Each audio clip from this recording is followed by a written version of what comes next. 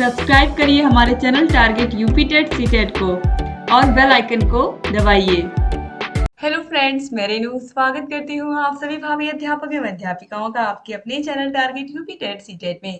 दोस्तों, आज की इस क्लास में हम डिस्कस करने वाले हैं आपके ग्रेड फर्स्ट सेमेस्टर के 5वें पेपर यानी कि सामाजिक अध्ययन विषय के कंप्लीट सोल्यूशन को।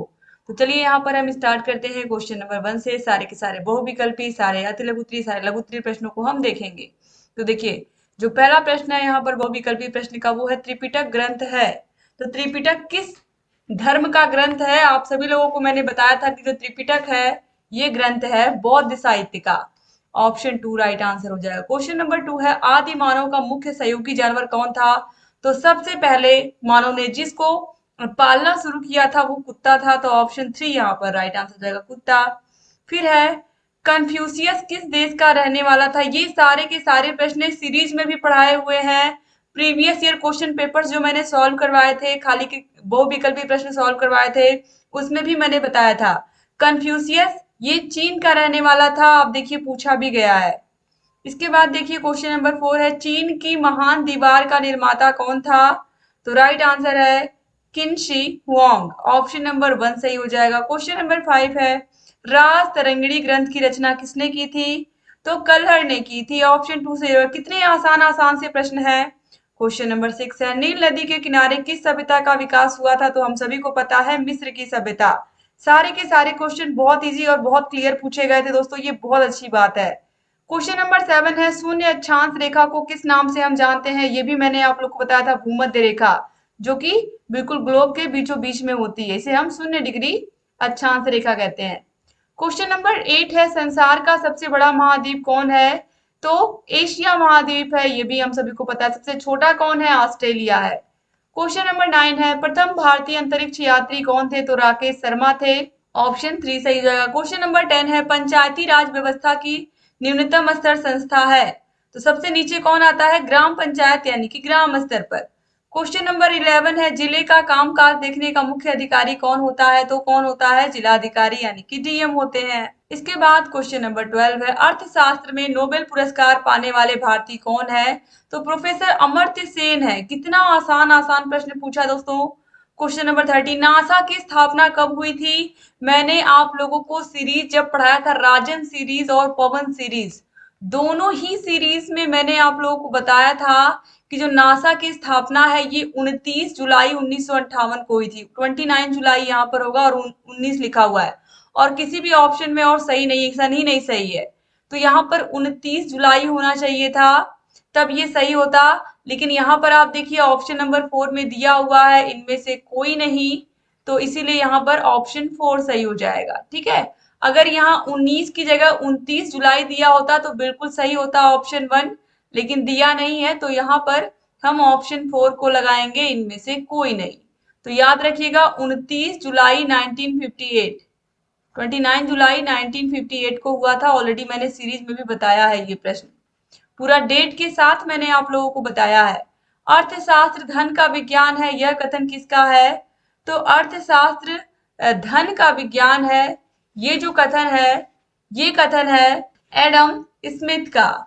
ऑप्शन नंबर 4 जो है यहाँ पर ये राइट आंसर हो जाएगा। क्वेश्चन नंबर 15 पे आते हैं भारत का राष्ट्रीय ध्येय वाक्य सत्यमेव जयते कहाँ से लिया गया है?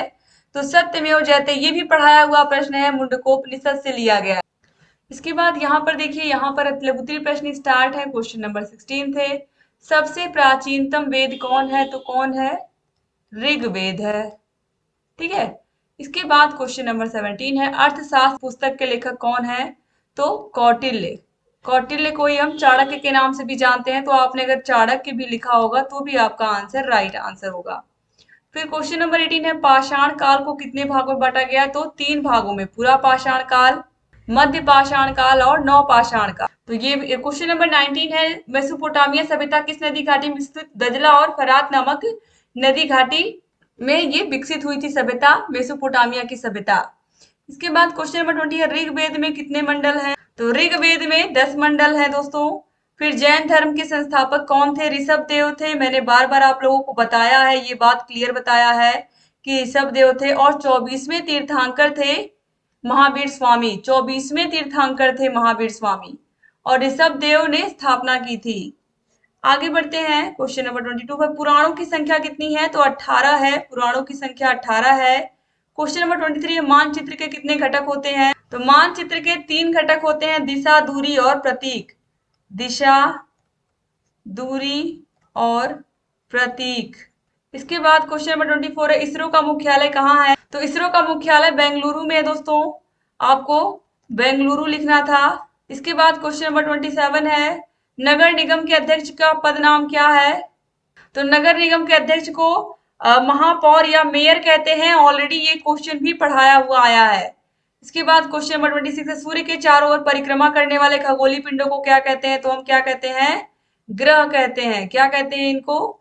ग्रह कहते हैं। फिर क्वेश्चन नंबर 27 है, विषुवत रेखा को कौन सी नदी 2 बार काटती है? तो कांगो नदी। कांगो नदी 2 बार काटती है विषुवत रेखा को। इसके बाद क्वेश्चन नंबर 28 है, भारत का क्षेत्रफल विश्व के क्षेत्रफल का कितना परसेंट? दोस्तों ये है लगभग विश्व के सतह का 2.4%। 2.4%। इसके बाद क्वेश्चन नंबर 29 है, परिक्रमण गति किसे कहते हैं? दोस्तों जैसे कि जो हमारी पृथ्वी है वो सूर्य के चारों ओर जो चक्कर लगाती है एक निश्चित कक्षा में, इसे ही हम परिक्रमण कहते हैं। यानी कि जब किसी निश्चित पिंड के चारों ओर कोई ग्रह घूम रहा है, या जैसे कि सूर्य के चारों ओर ही सारे के सारे ग्रह घूम रहे हैं, तो ये क्या कर रहे हैं? परिक्रमा कर रहे हैं। और परिभ्रमण तब होता है जब अपने ही अक्ष पर वो वस्तु घूमती है, जैसे कि हमारी पृथ्वी है वो अपने अक्ष पर भी घूमती है, ठीक है। लेकिन जब किसी पिंड के चारों ओर घूमती है कोई चीज, तो वो परिक्रमण कहलाती है। क्वेश्चन नंबर 30 है, महाभारत के लेखक कौन है? तो वेद व्यास जी ने रचना की थी। बहुत दोस्तों बहुत ही अच्छा प्रश्न, बहुत अच्छे से प्रश्न पूछे गए हैं, और बिल्कुल एग्जैक्ट आंसर अगर आप लोगों ने लिखा होगा तो एग्जैक्ट आपको मार्क्स भी मिलेंगे।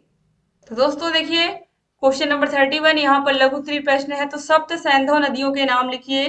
तो सप्त सैंधव नदियों में सतलज, झेलम, रावी, ब्यास, चिनाब, सरस्वती और सिंधु, यही 7 नदियां थी। इसके बाद क्वेश्चन नंबर 32 है, सौर मंडल या सौर परिवार किसे कहते हैं? तो सूर्य और सूर्य की परिक्रमा करने वाले सभी ग्रहों को मिला करके सौर परिवार बनता है, ठीक है। तो सौर मंडल या सौर परिवार किसे कहते हैं? इसमें सूर्य और सारे ग्रह उपस्थित होते हैं। इसके बाद क्वेश्चन नंबर 33 है, चारों वेदों का नाम लिखिए और ऋग्वेद का संक्षिप्त परिचय दीजिए। तो आप सभी लोगों को मैंने बताया है चारों वेदों के नाम, ऋग्वेद, यजुर्वेद, सामवेद और अथर्ववेद। तो ऋग्वेद, सामवेद, यजुर्वेद और अथर्ववेद, यही 4 वेद हैं। और जो ऋग्वेद है, तो ऋग्वेद सबसे पुराना वेद है, इसके बारे में आप लिख सकते थे। इसके अलावा ऋग्वेद में जो गायत्री मंत्र है उसकी रचना की गई है, ठीक है। कई बार एग्जाम में पूछा भी है कि गायत्री मंत्र मंत्र को किस वेद से लिया गया है, तो ऋग्वेद से लिया गया है। तो ये सब चीजें आप बता सकते थे ऋग्वेद में। फिर क्वेश्चन नंबर 34 है, नदियों के किनारे सभ्यताओं के विकसित होने के क्या कारण थे? तो नदियों के किनारे आप सभी को पता है मनुष्य को जीने के लिए पानी की तो आवश्यकता होती ही है, हवा की तरह पानी भी चाहिए। तो अगर नदियां थी, नदियों का पानी तो हम पी सकते, समुद्र के किनारे का पानी हम नहीं पी सकते, या समुद्र का पानी नहीं पी सकते, लेकिन नदियों का पानी पी सकते हैं। तो नदियों के पानी से हम सिंचाई कर सकते थे, नदियों के पानी को हम पी सकते थे, नदियों के पानी का उपयोग हम और अलग अलग जगह पर कर सकते थे। तो मनुष्य को जिंदा रहने के लिए, जीवित रहने के लिए, सभ्यता को विकसित होने के लिए एक नदी की जरूरत पड़ी। जैसे कि आप देखिए आज जितने भी महानगर है हमारे देश में, सभी किसी न किसी नदी के किनारे, जैसे कि दिल्ली है यमुना नदी के किनारे स्थित है। इस तरीके से आप देखिए तो यहाँ पर नदियों का बहुत बड़ा योगदान होता है सभ्यताओं को विकसित होने में। तो यही सब चीजें आपको यहाँ पर लिखनी थी। इसके बाद यातायात के 2 नियम बताए। तो आप सभी को पता है कि यातायात के नियमों में सबसे पहले हम सभी को पता है सड़क के बाईं तरफ हमें चलना चाहिए, ये तो हम सभी को पता है। अगर लाल बत्ती जल रही है सड़क पर तो हमें रुक जाना चाहिए, जब हरी जले तो हमें निकल जाना चाहिए। तो ये सब चीजें आपको यातायात के नियमों में लिखना था। इसके बाद क्वेश्चन नंबर 36 से भारत देश के कोई 5 पड़ोसी देशों के नाम लिखिए और उनकी राजधानी का भी नाम लिखिए। कितना आसान सा प्रश्न पूछा है यहाँ पर, आप देखिए। तो आप सभी को पता है कि जो पाकिस्तान है वो हमारा पड़ोसी देश है, इसकी जो राजधानी है वो इस्लामाबाद है। बांग्लादेश है, इसकी राजधानी ढाका है, ठीक है। नेपाल है, इसकी राजधानी काठमांडू है। अफगानिस्तान है, अफगानिस्तान की राजधानी काबुल है। भूटान है, भूटान की राजधानी थिम्पू है। तो ये सभी क्या है, 5 पड़ोसी देशों के नाम लिखने थे और उनकी राजधानी बतानी थी। इसके अलावा देखिए मानचित्रों की 2 उपयोगिता दे, क्वेश्चन नंबर 37 पूछा है। तो मानचित्रों की मदद से हम क्या कर सकते हैं, हम किसी भी स्थान के बारे में एग्जैक्ट उसकी लोकेशन पता कर सकते हैं कि वो कहाँ पर है, कितनी दूरी पर, सड़क से कितनी दूरी पर है। ठीक है। इसके अलावा मानचित्रों की सहायता से हमें ये पता चलता है कहाँ पर नदी जा रही है, कहाँ पर सड़कें हैं, कहाँ पर किस तरीके की व्यवस्था है। ये सब चीजें हम मानचित्र को देख करके ही बता पाते हैं। दिशा का ज्ञान, दूरी का ज्ञान, इन सभी का ज्ञान हमें मानचित्रों को देख करके हो जाता है। क्वेश्चन नंबर 38 है, सिंधु घाटी सभ्यता की विशेषताओं का वर्णन करिए। दोस्तों, सिंधु घाटी सभ्यता जो थी वो बिल्कुल नगरीय व्यवस्था थी। वहां पर बिल्कुल नगर की तरह घर बने हुए थे, पक्के मकान थे। ठीक है। ये सब चीजें ही आपको इसमें लिखनी थी। इसके अलावा यहाँ पर दोस्तों आप सभी को पता है, पहले भी बताया मैंने कि यहाँ पर लोग खेती भी करते थे। लोग अनाज उगाते थे, जैसे कि जौ हुआ, गेहूं हुआ, इस तरीके के अनाज, चावल उगाते थे। और जो शहरी व्यवस्था थी, जो इसे हम कह सकते हैं कि विश्व की सबसे पुरानी शहरी व्यवस्था थी, एक तरीके से 4000 ईसा पूर्व के आसपास ये शुरू हुई थी। तो इस तरीके से हम कह सकते हैं कि सिंधु घाटी सभ्यता बहुत ही महत्वपूर्ण सभ्यता थी, जो कि बिल्कुल नगरीय व्यवस्था थी जिसमें। इसके बाद क्वेश्चन नंबर 39 है, अक्षांश और देशांतर रेखाओं में अंतर स्पष्ट करिए। दोस्तों, हम सभी को पता है कि जो एक ग्लोब होता है, ग्लोब में जो रेखाएं, ये आपको पता है कि ये नॉर्थ है, ये साउथ है, ये ईस्ट है और ये वेस्ट है। ठीक है। तो यहाँ पर आप देखिए, जो रेखाएं पूरब से पश्चिम की ओर खींची होती हैं ग्लोब में, ये अक्षांश रेखाएं कहलाती हैं। ठीक है। और जो उत्तर से दक्षिण की ओर होती हैं, उत्तर से दक्षिण की ओर, ये सभी देशांतर रेखाएं कहलाती हैं। ठीक है। तो जो अक्षांश रेखाएं होती हैं, अक्षांश रेखाएं ये समांतर रेखाएं होती हैं, जबकि देशांतर रेखाएं समांतर नहीं होती हैं। दो अक्षांशों के बीच की दूरी 111 किलोमीटर होती है। 1 डिग्री देशांतर की दूरी तय करने में पृथ्वी को 4 मिनट का समय लगता है। तो इस तरीके से जो अक्षांश है और देशांतर रेखाएं हैं, ये अलग अलग होती हैं। ये आपको समझ में आ गया होगा।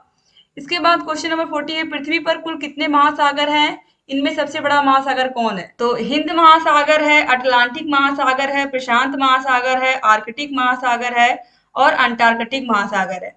और इसमें सबसे बड़ा महासागर प्रशांत महासागर है। तो दोस्तों, इस तरीके से यहाँ पर पूरा का पूरा पेपर आप लोगों ने सॉल्व कर लिया।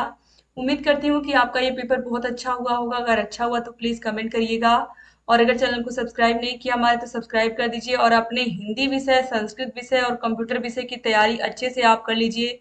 सारी की सारी क्लासेस अच्छे से करवाई हैं। सारे विषयों के आपको लिंक मिल जाएंगे डिस्क्रिप्शन बॉक्स और कमेंट बॉक्स में।